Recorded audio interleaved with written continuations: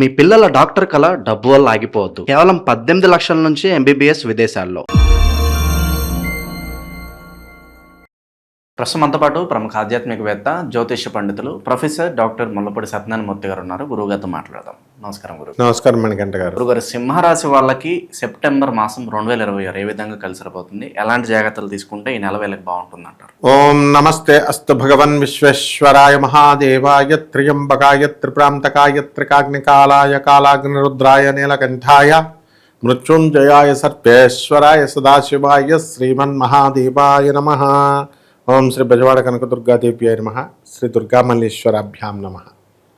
మనకి ఈ సెప్టెంబర్ నెలలో సింహరాశి వారికి మా రవి బుధులు ఇద్దరు కూడా మనకి 18వ తారీఖు నుంచి సింహరాశి నుంచి వెళ్ళిపోయి కన్యారాశిలోకి వచ్చి బుధాదిత్య యోగాన్ని కల్పించేస్తున్నాడు.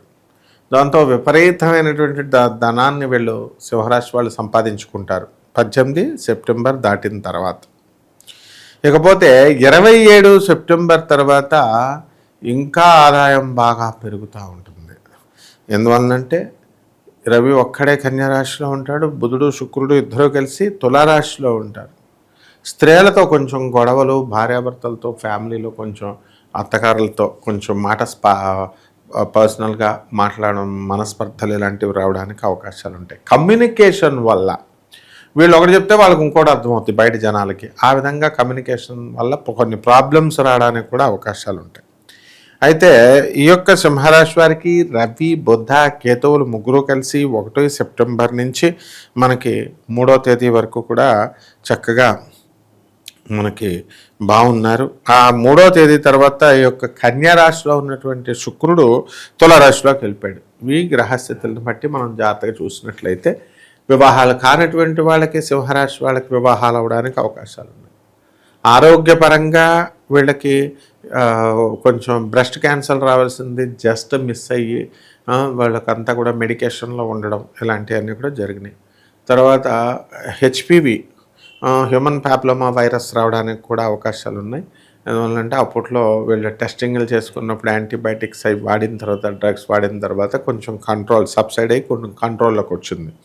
లేకపోతే ఎల్ఐసీలు ఇలాంటివన్నీ కూడా పోనమాట ఆ బెనిఫిట్స్ అన్నీ కూడా. సో అదొకటి ఈ యొక్క సింహరాశి వాళ్ళకి మంచి అవకాశం. అలాగే రియల్ ఎస్టేట్ బిజినెస్ చేస్తున్నటువంటి వాళ్ళు ఎవరైతే ఉన్నారో వాళ్ళందరూ కూడా 19వ తేదీ నుంచి కొంచెం వీక్ అవుతారు. అంతకుముందు లాభంలో ఉన్నటువంటి 2 ఆగస్టు 2026 సంవత్సరం నుంచి 19వ తేదీ వరకు గోల్డెన్ పీరియడ్ నడిపారు వాళ్ళు. అంటే మొదట 10 డేస్ 19 రోజులు బాగుంటుంది సెప్టెంబర్ నెలలో. కస్టమర్లు వస్తారు, స్థలాలన్నీ అమ్ముడవుతారు. అలాగే స్టాక్ మార్కెట్లను మనం చూసుకున్నట్లయితే లాటరీలు ఇవన్నీ కూడా రావడానికి మంచిగా అవకాశాలు ఉన్నాయి. బుధుడు 9 సెప్టెంబర్ నుంచి కన్యారాశిలో స్వక్షేత్రగతుడు అవుతున్నాడు కాబట్టి బ్రహ్మాండంగా ఉంటుంది. ఇకపోతే ఆకస్మిక ధనలాభాలు, లాటరీలు ఇలాంటివి కూడా ఈ సింహరాశి వాళ్ళకి తగలడానికి అవకాశాలు ఉన్నాయి. కొరియర్స్లు ఇలాంటి బిజినెస్లు చేస్తున్నటువంటి వాళ్ళు మరి చక్కగా ఆదాయాలు ఉన్నాయి. అలాగే విదేశాలలో అనేక రకమైనటువంటి షాపులు, అనేక రకమైనటువంటి బిజినెస్లు చేస్తున్నటువంటి వాళ్ళు కూడా మంచిగా ఆదాయాన్ని పెంచుకుంటారు. గతం కంటే కూడా ఆ సింహరాశి వాళ్ళు ఆదాయం ఈ సెప్టెంబర్ మొదటి 2 వారాల నుంచి ఇంప్రూవ్మెంట్ అనేటటువంటిది అవుతుందన్నమాట.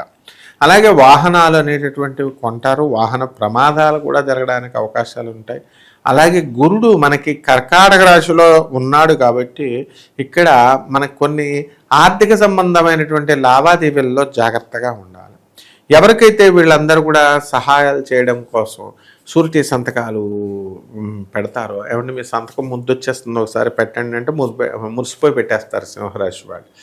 ఆ తర్వాత వాడు ఈఎంఐలు కట్టడు, వాడు వీళ్ళని పట్టుకుంటారు. ఈ విధంగా వీళ్ళందరికీ కూడా కోర్టు నోటీసులు, ఈ యొక్క పోలీస్ స్టేషన్ల నుంచి పిలుపు రావడానికి ఎక్కువ మందికి సింహరాశి వాళ్ళకి అవకాశాలు ఉన్నాయి. అంటే మొత్తం సింహరాశి వాళ్ళని భయపడక్కర్లేదు. కొంతమంది వ్యక్తిగత జాతకాలను బట్టి వీళ్ళకి ఎవరికైతే గురుడు మనకి బాగుండలేదో పొజిషన్ అటువంటి వాళ్ళకి ఈ యొక్క పిలుపు రావడం అనేటటువంటిది అవకాశం ఉంది. అలాగే దూరపు ప్రయాణాలు ఎక్కువగా చేస్తారు. వీళ్ళు ఎప్పుడు చూసినా స్టీరింగ్ పట్టుకొని తిరగడమే అనమాట. పిల్లల్ని హాస్పిటల్ తీసుకెళ్ళడం, కాలేజీకి తీసుకెళ్ళడం, అప్లికేషన్స్ చేయడం, ఈ పనులతోనే బిజీగా సింహరాశి వాళ్ళు ఉంటారు.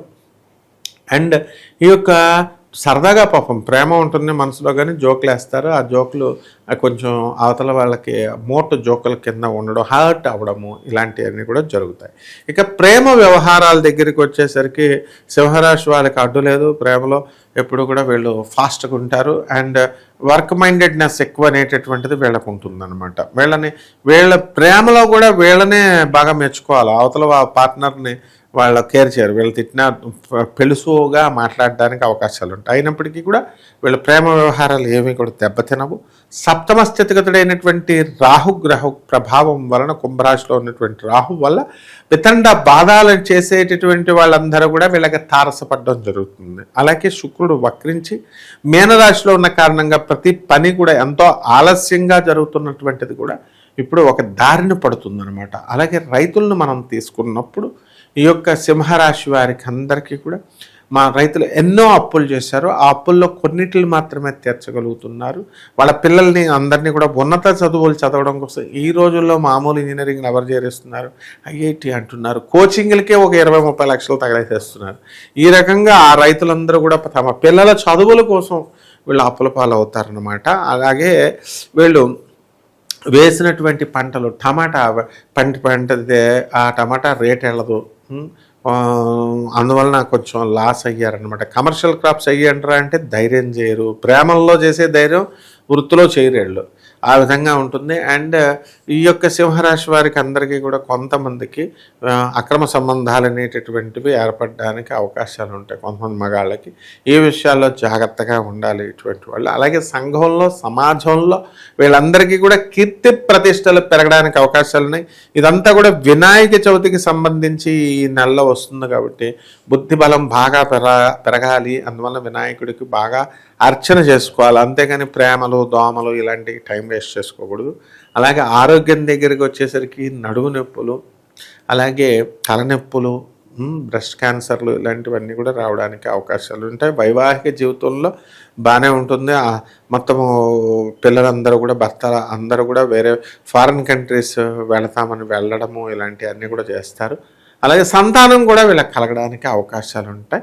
అలాగే నరఘోష, నరదృష్టి కూడా వీళ్ళకి కలగడానికి అవకాశాలు ఉంటాయి. ఓకే, ఇక ప్రజెంట్ ఉన్న గ్రహస్థితి బట్టి గురుగారు పరిహారాలు అంటే ఏం చేయాలి, ఎవరిని ఎక్కువగా వీళ్ళు ఆరాధిస్తూ ఉండాలంటారు?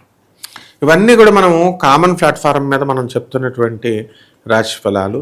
ఇప్పుడు ఒరిజినల్గా వీళ్ళ యొక్క యథార్థ స్థితి, జాతక పరిస్థితి తెలుసుకోవాలనుకుంటే వీళ్ళకి ఎప్పుడు ఉద్యోగాలు వస్తాయి, ఎప్పుడు ఉద్యోగాలు పోతాయి, లే ఆఫ్లోకి ఎప్పుడు వెళ్ళిపోతారు, ఇలాగనమాట. పెళ్ళం ఎప్పుడు వదిలేస్తుంది, పోయిన వెళ్ళం ఎప్పుడు తిరిగి వస్తుంది, ఇలాంటివన్నీ కూడా ప్రిసైజ్గా ఎక్యురేట్గా తెలుసుకోవాలంటే వీళ్ళు డేట్ ఆఫ్ బర్త్లు అవన్నీ తీసుకొని మనం నాసా లైవ్ రిపోర్ట్స్తో మనం చెబుతాము. వీళ్ళు మిగతా జ్యోతిష్యాలకి మనకి చాలా తేడా ఉంటుంది. ఎందుకంటే ప్రాచీన జ్యోతిష శాస్త్రంలోని తర్వాత ఆధునికమైనటువంటి మోడర్న్ సైన్స్ని, నాసా లైవ్ రిపోర్ట్స్ని బ్లెండ్ చేసి చెప్తాను కాబట్టి కొంచెం ఎక్కువ ప్రిసైజ్గా, ఎక్కువ ఎక్యురేట్గా రిజల్ట్స్ రావడానికి అవకాశం ఉంది. కాబట్టి అలాంటి వాళ్ళు ఎవరైతే ఇష్టపడతారో అటువంటి వాళ్ళు మనకి అపాయింట్మెంట్ ద్వారా బుక్ చేసుకోవచ్చు. నెక్స్ట్ ఇంకోటి ఏంటంటే ఈ యొక్క ఏం చేయాలండి అని అంటే ఈ యొక్క రావి చెట్టుని ఇంట్లో పెంచుకోవాలి. రావి చెట్టుని ఇంట్లో పెంచకూడదండి అని ఎవరైనా చెప్తే వాళ్ళ మనమా గురువులు మనం చెప్తున్నప్పుడు ఒకళ్ళని బేస్ చేసుకొని వెళ్ళాలి. కుండీలో వేసుకోవాలి. చక్కగా చెట్లు నరికేసినప్పుడు ఆడు రాడు చెప్పే సలహాలు ఇచ్చేవాడు, ఇంట్లో పెంచకూడదండి, అది చేయకూడదండి, ఇవన్నీ చెత్త సలహాలు. చక్కగా కుండీలో రావి చెట్టుని పెంచుకోవాలి. తులసి చెట్టుకి ఏ విధంగా అయితే ఆరాధన చేస్తున్నామో ఆ విధంగా ఆరాధన చేయాలి. అలాగే ఆ చెట్టు పెద్ద అయిన తర్వాత 2 సంవత్సరాల తర్వాత రోడ్డు మీద వేస్తారు, మంచిగా పెంచుతారు. చెట్లు నరికేశారు కాబట్టి వంశ పారంపర్యంగా వీళ్ళంతా చెట్లు కనుక పెంచకపోతే వీళ్ళు ఎన్ని పూజలు చేసినా ఏం చేసినా కూడా వీళ్ళకి కలిసి రాదు. తిరుపతి వెళ్తే వస్తుంది, కాళహస్తి వెళ్తే వస్తుంది, అంతా కేవలం భ్రమ మాత్రమే.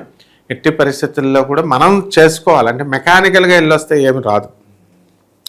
అలాగే సింహరాశి వారందరూ కూడా మనకి పాండువ అని ఒక ఊరు ఉంది, శృంఖలాదేవి, ప్రద్యుమ్నే శృంఖలాదేవి అని అంటాము. ఆమె ఎక్కడంటే కలకత్తా సిటీకి ఒక 60 కిలోమీటర్ల దూరంలో పాండువ అనేటటువంటి గ్రామం ఉంది. అక్కడి నుంచి ఆ అమ్మవారు జగద్గురు అయినటువంటి ఆదిశంకరాచార్యుల వారు ఆమెను తీసుకెళ్ళిపోతారనమాట. తీసుకెళ్ళిపోవడం వల్ల అక్కడికి వచ్చి శృంగేరికి వస్తుంది. సో అక్కడ దేవాలయం ఉండదు ఇప్పుడు పాండువాలో, కానీ అక్కడ శృంఖలాదేవి అమ్మవారి గుడి ఉంది, అక్కడ జాతర కూడా చేస్తారు. సో ఎవరైతే ఇటువంటి ఈ యొక్క సింహరాశి వాళ్ళకి అందరికీ కూడా బాగుండలేదో వాళ్ళందరూ కూడా ఆ దేవాలయానికి వెళ్ళి అక్కడ ఆ దేవాలయం మాన్యుమెంట్స్ అన్నీ కూడా ఉంటాయి అన్నమాట. ఆర్కియలాజికల్ డిపార్ట్మెంట్ పెట్టిన వాళ్ళు, ఎండోమెంట్స్ పెట్టిన వాళ్ళు అవన్నీ కూడా చూసుకొని అమ్మవారిని ఆ ప్రదేశంలో శృంఖలాదేవి ఉంది కాబట్టి దాన్ని మనం దర్శనం చేసుకొని రావాలి. అదేవిధంగా ఈ యొక్క రాహుకి శనికి బాగుండలేదు కాబట్టి శని జపం చేయాలి, శని స్తోత్రాలు చదవాలి, శనికి కిలోంపావు నల్ల నువ్వుల్ని నల్లని వస్త్రాన్ని ఇచ్చి పేద బ్రాహ్మణులకి శనివారం నాడు ఉదయం 8 గంటలకి దానం చేసుకోవాలి. అలాగే రావి చెట్టుకి చుట్టూ నీళ్లు పోసుకుంటూ ప్రదక్షిణాలు చేసుకుంటే సరిపోతుంది. ఆయన మంచి విశ్లేషణ అందించారు గురుగారు. ధన్యవాదాలు. ధన్యవాదాలమ్మా.